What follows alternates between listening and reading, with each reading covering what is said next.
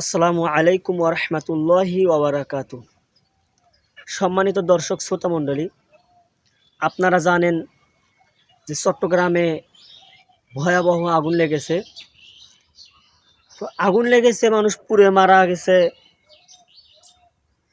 অনেক মানুষ পুরো পরিবার হারিয়েছে, আবার অনেকেই তার বাবা হারিয়েছে, অনেকে তার সন্তানকে হারিয়েছে, অনেকে আবার দেখা গেছে যে তার মাকে হারিয়েছে।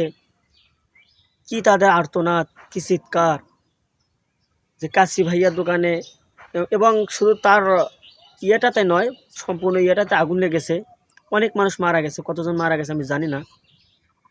তাহলে এই যে মানুষ আগুনে পুড়ে মারা যাচ্ছে, আমাদের মূল বিষয় যেটা, আপনি যেভাবেই মৃত্যুবরণ না করেন না কেন, আপনি পুড়ে মারা যান অথবা নদীতে থেকে মারা যান, অথবা যে কোথা থেকে আপনি মারা যান না কেন, বিছানায় ঘুমিয়ে মারা যান, অথবা যে কোনো পরিস্থিতিতে আপনি মৃত্যুবরণ না করেন না কেন, আসলে আমাদেরকে চিন্তা ভাবনা করতে হবে যে বিষয়টা।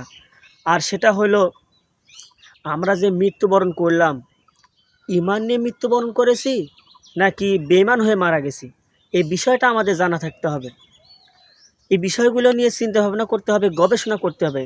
আসলে যখন আপনার আমার সামনে যখন কোনো ব্যক্তি মারা যায়, তখন আসলে একটু চিন্তা ভাবনা করে গবেষণা করে দেখার দরকার যে আসলে লোকটা যে মারা গেল, সে কি ঈমান নিয়ে মৃত্যুবরণ করলো নাকি বেঈমান হয়ে মারা গেল।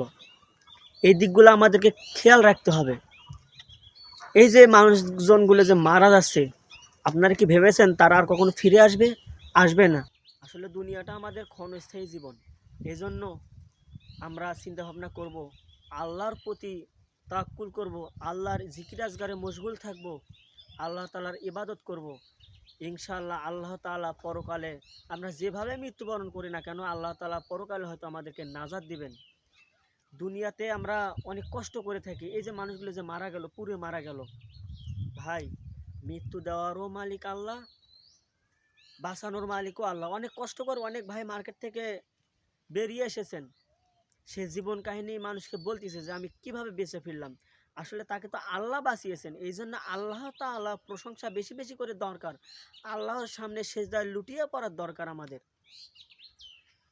এই বিষয়গুলো নিয়ে চিন্তা ভাবনা করতে হবে।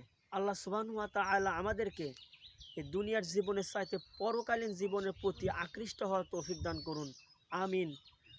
আল্লাহ সুবহানাহু ওয়া তাআলা আমাদেরকে বিষয়গুলো বোঝার এবং আমল করার তৌফিক দান করুন। আমিন।